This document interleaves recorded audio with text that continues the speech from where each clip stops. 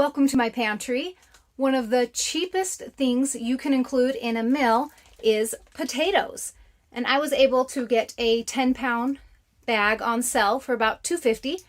And so I figured it would be fun to do a couple of potato meals for you guys so that you can incorporate some cheaper ingredients into your own meals and lower that grocery budget. Let's get started. Today's cheap dinner with potatoes, we are frying up some sausage. It was $3 for that. We're going to do some orange juice that I got on sale and our potatoes. I've diced them and then I'm going to fry them. This is about, I don't know, probably less than 50 cents worth of potatoes. And then we will fry some eggs. So it's a very breakfast for dinner meal that we're doing.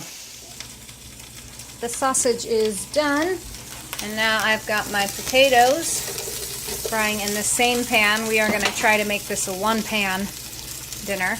I'm just going to add some salt, some pepper, and you can add any other seasonings that you guys enjoy. The potatoes are finished. It took about 20 minutes. Let them sit in there for 10 minutes, stirred it another 10 minutes to fry them up. Now we got the eggs in there, and then the meal is finished. Today we are going to be making a sausage, potato, onion, almost like a stew thing for dinner. I guess I really like sausage and potatoes together. Let me flip you around. I am just cooking up the sausage and frying the onions together. And then when that is cooked, I will add some water, let it simmer, and let the water get the flavoring of the sausage. Then we will throw in some diced potatoes. I've diced 5 potatoes. They're going to go in. Then I will put the lid on for about 20 minutes until those are softened.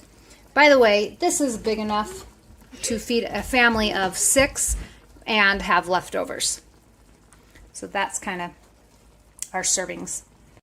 I am also going to add some salt and pepper and probably some garlic, just whatever seasonings that you want to add to make your food taste good.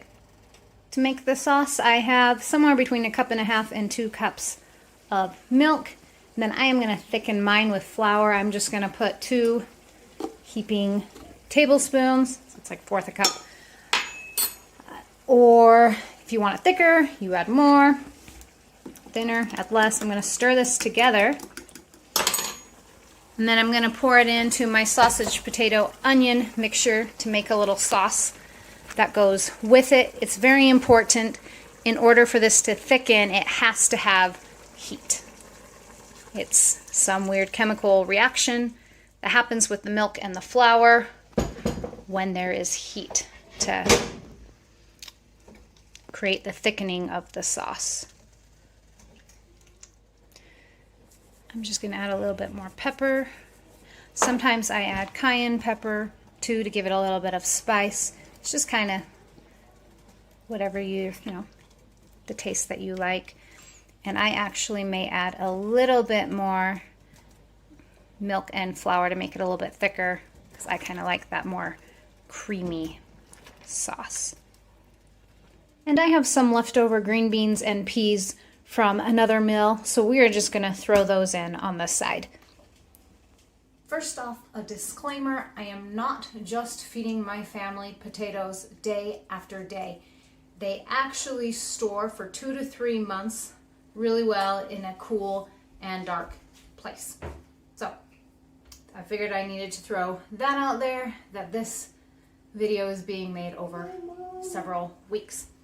For this next potato meal, I am going to be making mashed potatoes, and I am actually going to be using a yellow potato instead of a russet because, well, 1, I like the taste better. 2, I can just chop them up and throw them in without having to take the skin off. So that is nice.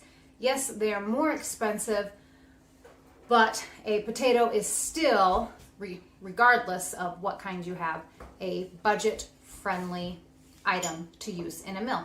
So let's get cooking.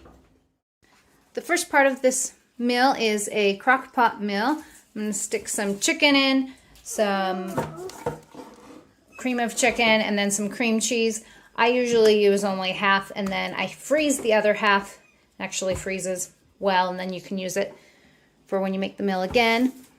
If you want to keep it simple for spices, you will just get like an Italian dressing packet of the dry stuff. I don't have that, so I'm just doing Italian seasoning, garlic, salt and pepper, and some onion powder to put in it. I will let this sit on high for about 4 hours, and then I will go ahead and make the mashed potatoes and rice for it to sit on top of. And this is what the chicken sauce looks like when it's done. I am going to go ahead and chop up the chicken into smaller pieces to disperse it through the sauce a little bit better. I have my potatoes washed and chopped. I'm going to go ahead and boil them once this starts boiling. For about 10 minutes, I'll check them and just boil them until they're tender and easy to pierce with a fork. It's been about 20 minutes. I'm going to go ahead and add some milk, butter, salt, pepper, whatever seasonings I want. I actually really like putting dill in my mashed potatoes. I just really like the flavor. So I'm going to go ahead and do that as well. And I don't really measure any of this stuff. I just kind of throw it in. Now I'm going to mash it up with this, and if I think it's too thick, I'll just add some more milk, maybe sour cream, and just kind of whatever. That's looking pretty good. Mashed potatoes do not freeze well, so we only make enough for what we can eat for the meal and the leftovers. And here's our cream cheese and chicken on potatoes with green beans, or you can serve it over rice as well, so pretty versatile. And coming soon, I will do a video on other meals that you can do with rice. This next recipe is for crispy baked potato wedges. Yes, I know that's more of a side, but it's a good one. So we're gonna do it. I have some of my russets. I actually have taken too long to use them, so most of them actually went a little wrinkly. I've never seen that where they're wrinkly but not sprouting. So we're not going to use those ones. We're going to use the rest of the good ones, and then moving on to our yellow potatoes. To make potato wedges, you need a knife. These are washed, by the way, and I'm going to cut them in half. Let's see if we can get that. And then in half again, and then each of these in half again. So each potato will get 8 little wedges. If you do see any little imperfections, I like to just cut those out of my potatoes.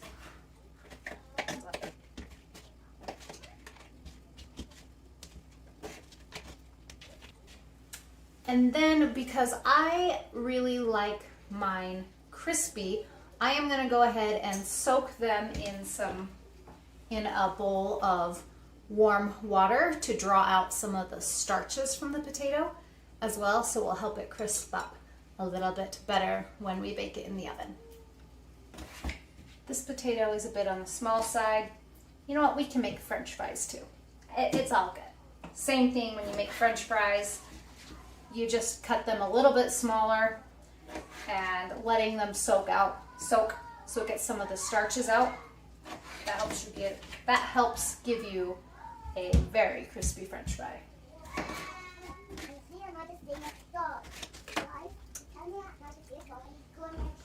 All right, we will come back in 10 minutes. I'm going to go ahead and drain and pat my potatoes dry. I'm going to throw them out on my pan to do that.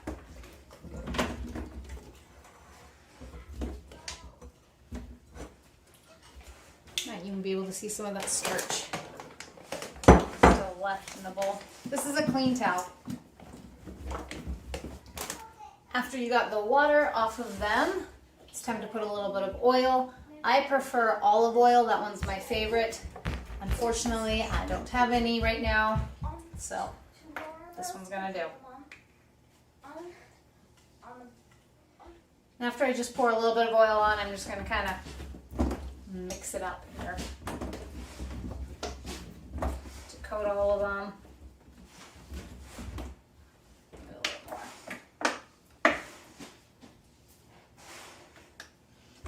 I don't measure, but it's like 1 to 2 tablespoons. And then after washing the oil off my hands, I'm just gonna put my favorite seasoning on. We're gonna keep this one simple. Some pepper, salt,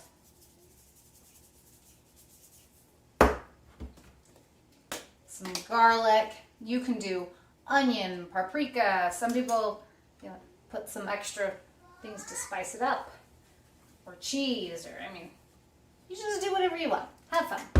And then I'm gonna do some Italian seasoning as well. Okay, a lot of Italian seasoning. I'm gonna coat that.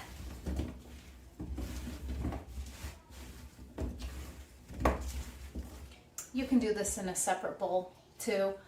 I just don't want to dirty more dishes than I have to, hence why I do it this way.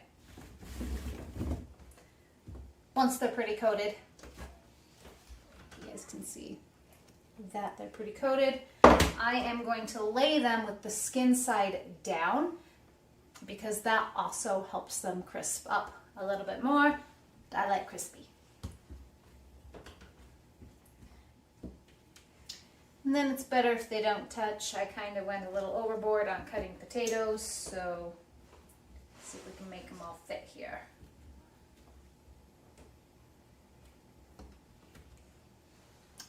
There we go. And then I am just going to bake them at between 400 and 425, whatever I decide. Probably 425 for 20 minutes, and then maybe flip them and cook them a little bit more, another 10, 20 minutes, whatever. You just keep baking them until they're soft. So I find that's about 40 minutes depending on the size of your wedges. Here are the potato wedges. I did end up putting them under the broil for about 2 minutes just to finish browning and crisping them up. And I will make a Arby's-like dipping sauce for them and pair it with whatever else I feel like eating for dinner tonight. And of course, to complete the baking with potatoes video, we are going to make baked potatoes. I, once again, am going to be using the golden potato because I like it better. And this is probably one of the simplest meals. I've washed all of my potatoes. Look at this. I am going to then prick them with a fork. That is a debatable thing if it's a needed step. Supposedly, it's so that they don't explode. But, I never tried it without it, so I don't know.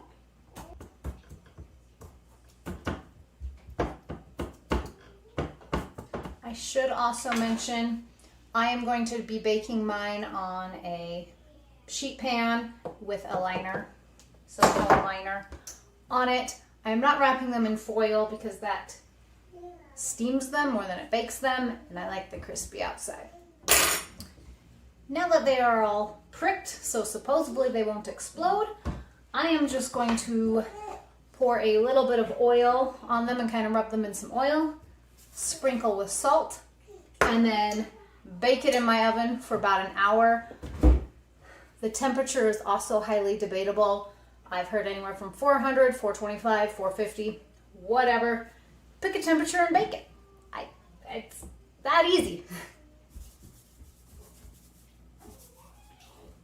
Some people put this on halfway through baking. Really, you can't go wrong. except wrapping it in tin foil. That is wrong.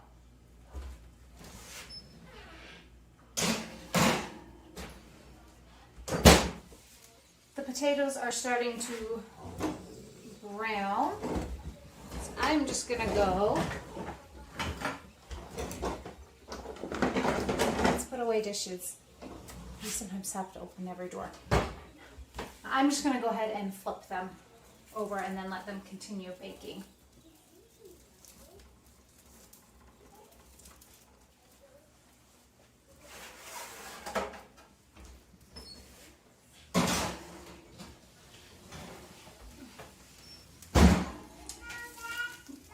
And you know they're done when you can break them easily with a fork. And it goes in.